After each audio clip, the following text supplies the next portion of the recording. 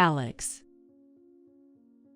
I recognized my grandson, Alex, standing at the crosswalk despite the slashing rain, standing out because he wasn't using an umbrella.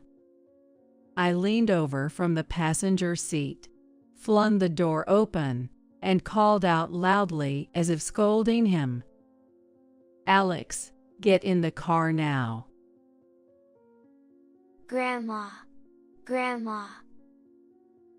Once Alex saw my face, he smiled faintly and climbed into the passenger seat with heavy steps, then immediately leaned against me and became motionless. I shook his shoulder and slapped his cheek repeatedly, calling out, "Alex, Alex," but he kept his eyes closed, breathing roughly, and wouldn't respond. Touching his forehead, I felt an abnormal warmth and exclaimed, "He's burning up." Grandma's hand feels good.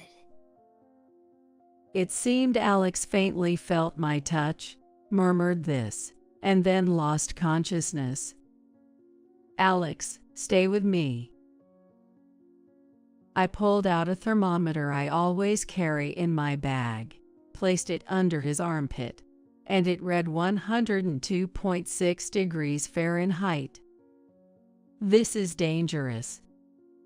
Realizing this, I immediately called 911. Soon, I heard the shrill siren of the emergency vehicle, along with announcements directing the line of cars to make way. "This way. Please hurry." Unable to stay put, I ran out into the pouring rain and signaled to the ambulance. My name is Catherine K., 56 years old. Having lost my husband 2 years ago, I now work at a diner called Relax Place, just a 10-minute drive from my home, to alleviate my loneliness. I have been like family with the owner and his wife for a long time, and my husband and son, Mike, used to often eat there on weekends. Since my husband died and Mike became independent, those times have become distant memories. However, now the moments I spend quietly watching my grandson Alex eat are my greatest joy.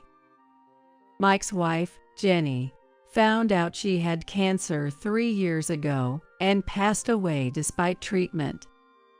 Since then, I've occasionally taken care of Alex so he wouldn't feel lonely, as if I were standing in for Jenny. Perhaps I am being healed of the loneliness of losing my husband by Alex. A year ago, Mike told me about a woman he was considering remarrying. "You can't keep feeling down. For Jenny's sake, and for Alex's, you have to move forward," I always firmly told him, and I was relieved to hear this news. Her name is Sarah, a colleague from his company. She's 8 years younger than him. Mike often recalled her with a carefree smile, saying she was always ready to help him. I wondered how he would work with such a smitten expression, but saw a spark of life in his eyes for the first time in a long while. So even though I didn't say it out loud, I was cheering him on in my heart. "You can do it." Sarah promised to quit her job and become a full-time housewife to take care of Alex after getting married. "I can trust you with Mike and Alex. I'm looking forward to our future together." I had a good impression of her at that time. When I visited their apartment, "Welcome, Catherine. I'll make some tea right away." "Well, let me bake some cake too. I'm really good at that." Sarah greeted me with sparkling eyes and an overly enthusiastic manner. "Oh, thank you." "Then how about a shoulder massage? You must be tired from the drive." I was taken aback, but she seemed restless, unable to sit still. I'm actually good at massages, you know. My parents back home always rave about them. While she showed care for me, I felt a bit of discomfort at her eagerness to showcase her charm.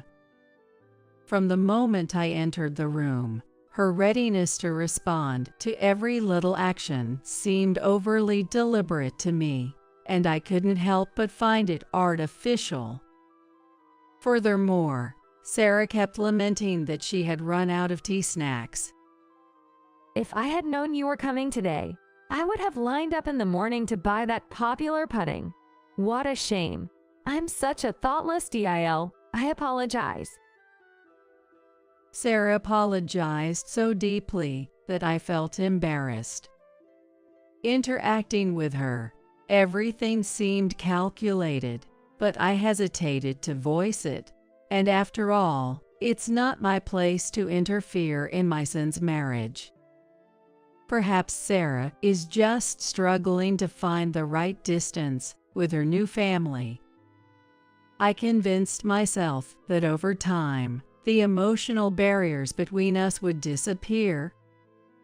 One day, a year after their marriage, Mike brought good news. Sarah is pregnant. His excited voice made me tear up. Is that so? Congratulations. That was all I could say with a trembling voice. You seem very happy today. Something good happened. My smile was so constant that even the owner of Relax Place teased me. A regular customer said my smile made them feel like working hard in the afternoon. I played it off by joking, "You won't get any extra treats for saying that," which livened up the diner. After work, I brought Sarah a bath salt and fruit basket, set as a pregnancy gift, hoping it would provide her some mental comfort.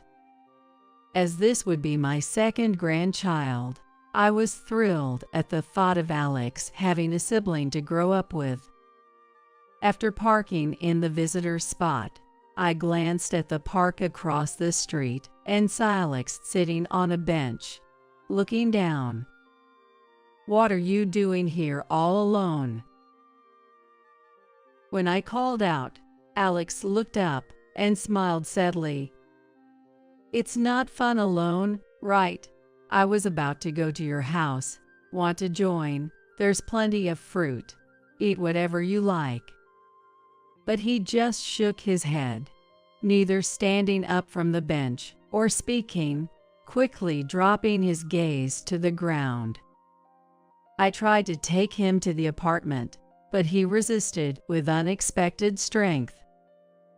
I want to stay here, he said, refusing to move, as if his feet were glued to the ground. There must be something. I sensed it, but felt reluctant to force Alex to come back against his will. "Wait here." I handed him an orange and went to the apartment alone. Exiting the elevator on my son's floor, I heard the laughter of a young man and woman. Am I intruding? I proceeded down the hallway with my head down, but the laughter was coming from my son's apartment. "What's going on, Sarah?" I thought there was a young couple chatting nearby. I saw Sarah and a delivery man in uniform at the door. They suddenly fell silent, and the delivery man left without a word. Isn't it odd for a delivery man not to speak to the resident after delivering? I asked, puzzled by the delivery man's behavior. Sarah then glared at me with an intensity I'd never seen before, but she quickly snapped out of it. "Oh, Catherine, are you here?" she said, trying to recover her composure. Then Alex came back from the park, walking slowly. Hi, did that guy leave already? When Alex asked this, Sarah glanced at me and smiled awkwardly. Don't say weird things. That guy was just a delivery man. A friend living far away sent us a package, she said, looking down at Alex. Alex stopped in his tracks, not moving any further, and apologized to Sarah with a frightened voice. I handed Sarah the bath salt and fruit basket set. I heard from Mike. You have a baby on the way. That's wonderful. Congratulations. I'll help in any way I can to ensure you have a healthy baby. Just let me know what you need. While saying this, I looked around the room, but I couldn't see the package that was supposed to have been delivered.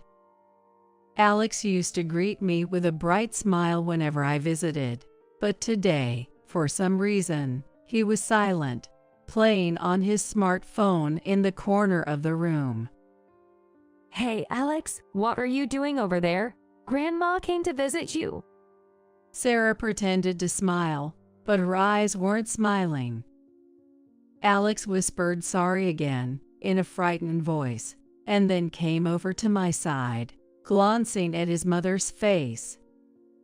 Sarah talked alone until I left, but during that time, Alex didn't leave my side or say a word. The next weekend, Alex came to visit me at my house. That day, he was as lively as ever, amusingly telling me about things that happened at school. However, when a delivery truck stopped in front of the house, he tensed up and clung to me. What's wrong? Are you scared of that truck? But you used to love trucks, didn't you? An older, gray-haired delivery man came to get a signature for a package. Oh, thank you, I said as I signed, while Alex stayed hidden behind me. The delivery man greeted Alex with a big smile, saying hello, but Alex stiffened and apologized. The delivery man and I exchanged puzzled looks. What's wrong? This man isn't mad at you, you know. Yeah, buddy, I'm not scary at all, see? The delivery man said, pulling out a piece of candy from his pocket. Here, take this and cheer up. After handing the candy to Alex and driving away in his truck, I again asked Alex what was wrong, but he just averted his eyes, biting his lower lip in frustration. Then one day, a large typhoon approached the area where I lived. Although we avoided a direct hit, intermittent rain continued all day due to its effects. Some areas experienced band-like heavy rainfalls, with the news reporting a month's worth of rain might fall in just a few hours. At Relax Place, where there would normally be a line of customers waiting to get in during the busy lunch hour, the flow of customers was as sparse as dripping water due to the rain. As the wind grew stronger, even those few customers disappeared, leading the owner to sigh and say, Looks like we won't have any customers today, Catherine. You can go home. After packing up some leftover ingredients in a bag, I ran to my car parked behind the restaurant, struggling to keep my umbrella from turning inside out in the strong wind, and my clothes were soaking wet by the time I got in the car. I wiped my face and body with a towel I had in the dashboard, just to make me feel better. Turning on the radio, the sound was drowned out by the noise of the rain pounding outside, so I turned up the volume to the maximum. The rain will continue for a while, the anchor said carefully, but I could tell just by looking at the torrential rain slamming against the window. When I started driving onto the main road, I got stuck in a long traffic jam due to the typhoon's impact, which also paralyzed the rail service. The view through the windshield was a blurry white, but the traffic lights' red glared at the drivers at regular intervals, tauntingly bright. I wonder if there's anyone brave enough to walk the crosswalk in this downpour. Glancing casually at the sidewalk, I spotted a boy about elementary school age. "What, Alex?" I recognized him instantly because, despite the heavy rain, he stood out without an umbrella, dragging a plastic bag with its handle apparently torn off on the asphalt. I leaned over to the passenger seat to open the door and called out to him as if scolding, "Alex, get in right now." Grandma, Grandma. Seeing me, Alex smiled faintly, climbed into the passenger seat with heavy steps, then immediately leaned against me and became motionless. I shook his shoulder and slapped his cheek, calling out, "Alex, Alex," but he kept his eyes closed, breathing heavily, not responding. Feeling his forehead, I noticed an abnormal heat and exclaimed in shock, "Well, you are burning up." Grandma's hand feels nice. Feeling my touch, Alex murmured this before losing consciousness. "Alex, hold on." I quickly took the thermometer from my bag and placed it under his armpit, displaying a temperature of 103.1 degrees Fahrenheit. I rushed to send a message to Sarah via text, but no matter how long I waited, there was no reply, not even a read receipt. What is she doing at a time like this? Anger toward Sarah welled up, but I realized I needed to focus on saving Alex's life and immediately called 911. The plastic bag Alex clung to was stuffed with lots of snacks and fruits like apples, pears, and bananas, but I had no time to question it then. Soon, I heard the high-pitched siren of the emergency vehicle and announcements directing the traffic to make way. "This way, hurry, please." I couldn't stand still and ran out into the pouring rain to signal to the ambulance driver. Upon reaching the hospital, everything was set for immediate reception, and Alex was quickly attended to by a doctor. "It's a cold, with symptoms of pneumonia. Fortunately, it's mild, and there's no threat to his life. We'll start within 4 and then move on to oral medication." "Thank you," I said, relieved, but the doctor still looked concerned. Doctor, is there something else?" "The cold isn't from getting rained on just now. He probably had it before then. The swelling of the tonsils and the rash under his nose. These don't happen in just an hour. It's likely that Alex had been sick with a cold since yesterday or the day before. Yet he was out in the rain without an umbrella. Poor thing. Look how red and chapped his nose is from wiping it so much. The pneumonia was mild, but a slight delay in treatment could have been life-threatening." The doctor looked at me questioningly, but I had no idea how to respond. Grandma. Alex regained consciousness and called out to me in a weak voice. I held his hand and spoke gently into his ear. "Alex, what is it? Do you want to say something?" That man. The delivery guy, he's really close with her. When Dad's at work, that guy always comes, and I've seen them hugging each other. "Her? You mean Sarah?" Alex struggled to convey what he had witnessed, and I felt an overwhelming sense of anguish. This meant Sarah was having an affair. I've been sick since yesterday. But today, that guy came again and told me to leave right now. I said no because I didn't want to go out in the rain. Then, the guy packed up various things into a plastic bag, telling me you are in the way, go play delivery boy, and sent me out. The plastic bag, the one you had, filled with snacks and fruit, was it heavy? Did that delivery man make you carry it? Alex nodded clearly. The guy said, take it to Grandma's place, with a laugh. The doctor and I exchanged looks. This is serious.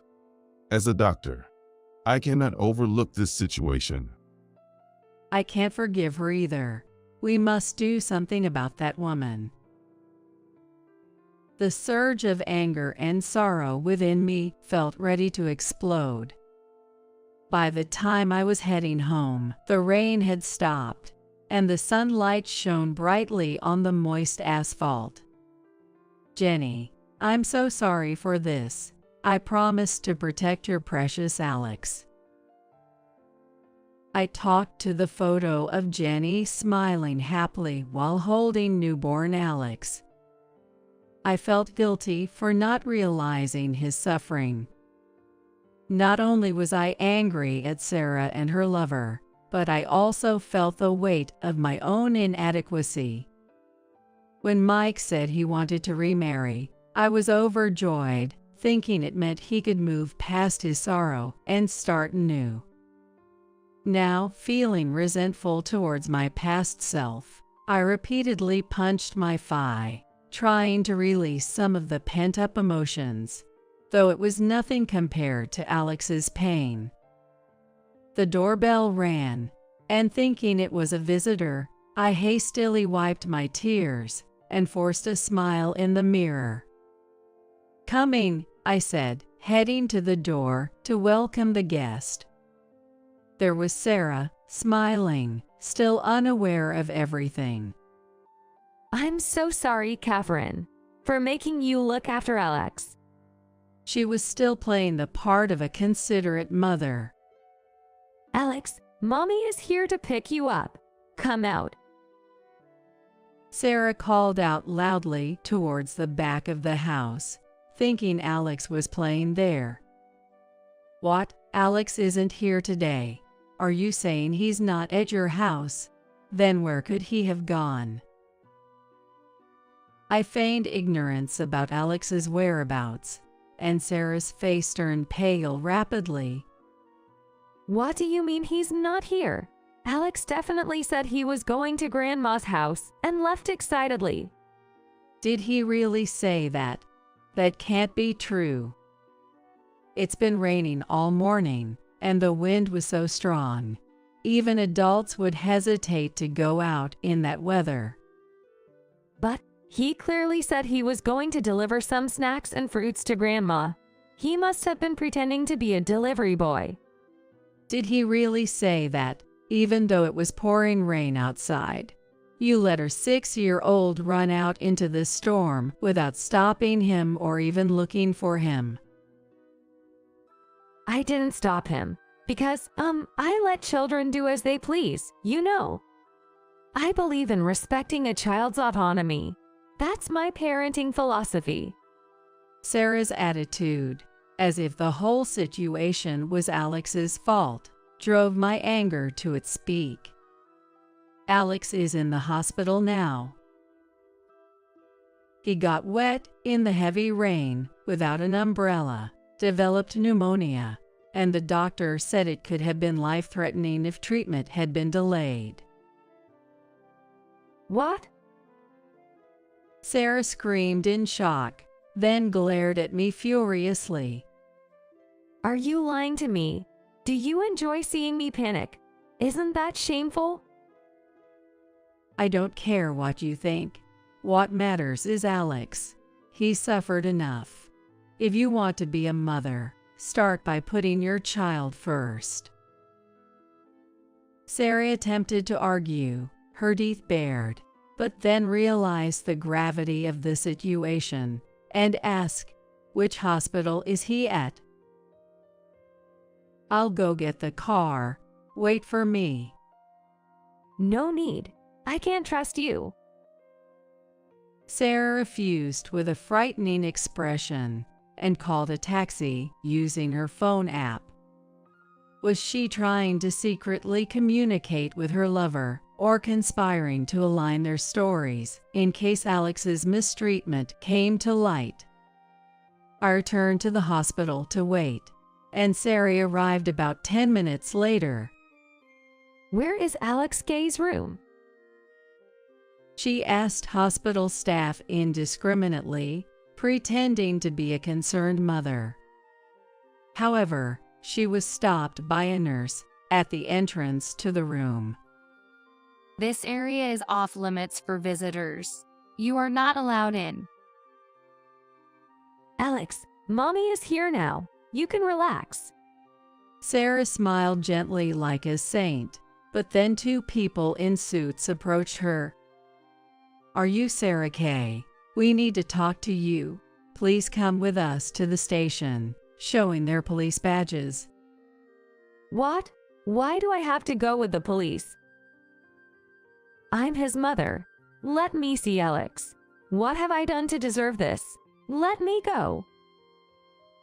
Despite her resistance, the police officers remained calm and detained her firmly.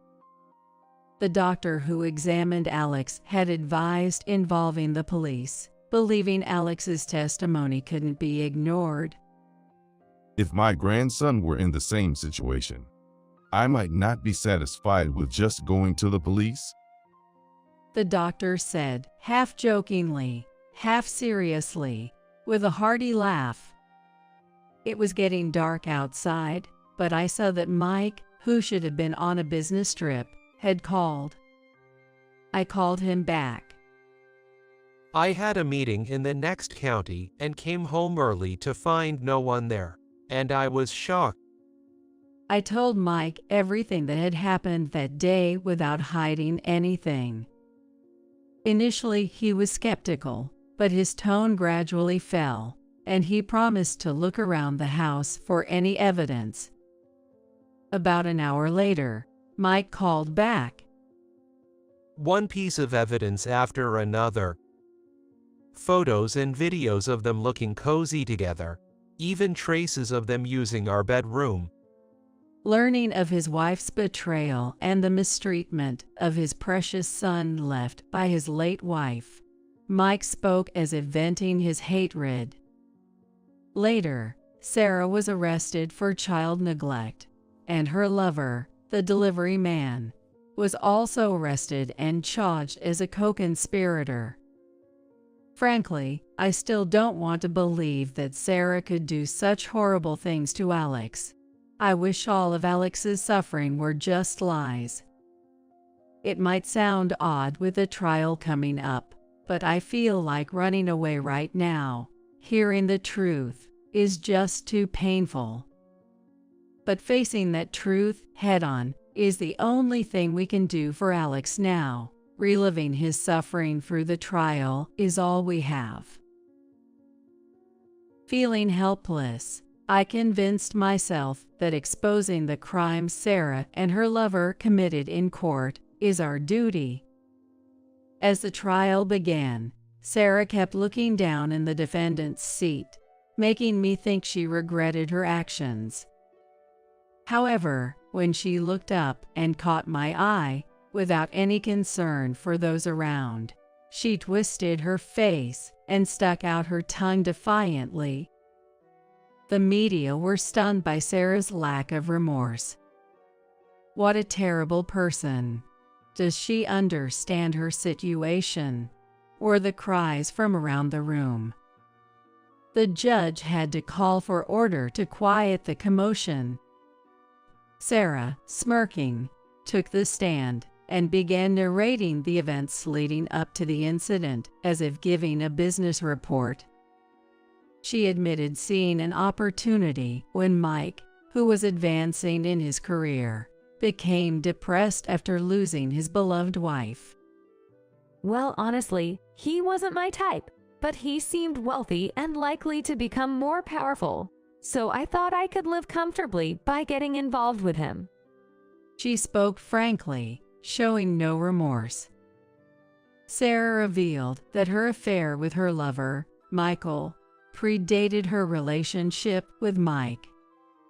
He's handsome, just like movie stars, and exactly my type. She continued her relationship with Michael, thinking it unlikely to be discovered by Mike, who was often away for work. She also confessed to finding Alex annoying from the start. His expressions, which sometimes resembled those of the late Jenny, stirred up feelings of hatred in her.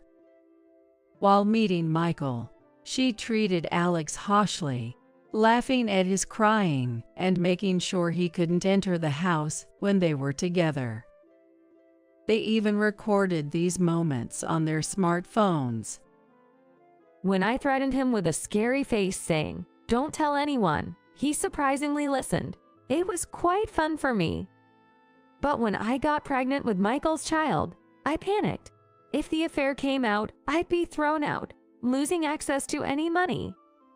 So I had an idea. I can just have the baby and pretend it's my husband's. That way, the affair wouldn't be discovered, and even the unborn child would have inheritance rights. Thinking that, Alex's presence became an unbearable nuisance. After Sarah finished explaining her motives for mistreating Alex, the courtroom fell silent, appalled by her selfishness. Her lawyer, sweating, tried desperately to mitigate her crimes. Are we not done yet? Sarah yawned, undermining her lawyer's efforts. She continued on the stand. It wasn't just Alex. Catherine, too, coming over every single time something happened, was unbearably annoying to me. I wanted every single second with Michael. It was so annoying. Her blunt expression of her feelings further worsened the judge's impression of her. As a result, she received a harsher sentence than the prosecution's request, and the trial concluded. Needless to say, Mike and Sarah's divorce was finalized. Forced to pay a substantial amount in alimony, Sarah's life of poverty was set in stone. Alex, I was wrong. I was always busy with work and left you under Sarah's care. It must have been hard. Marrying such a terrible woman was my mistake. I am truly sorry. It's okay, Dad. I love you. But I have one request. What is it? Anything you want, just tell me, and I'll buy it for you. It's not that. What I want most is to be with you. Mike, with tears in his eyes, then hugged his son tightly, shouting, "Alex." Later, Mike applied for a transfer from his travel-intensive job to a more stable office position. Everyone was surprised, but given the recent events, no one objected. Years later, after being released from prison, Sarah and Michael began loitering around our home. It's your family's fault we're labeled as criminals. Can't rent a place or get a job. You've made us suffer. Take responsibility.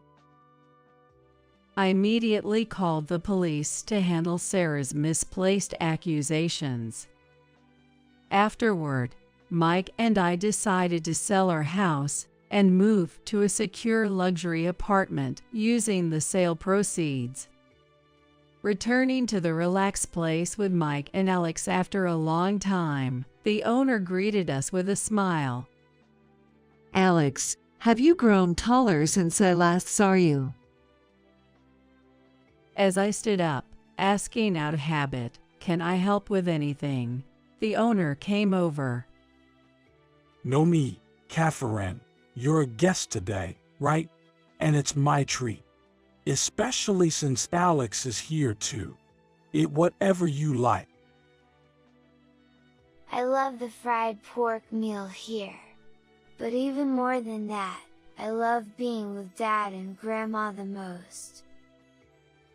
Seeing my grandson's smile return, I swore to my heart, I will never let that smile be taken away again.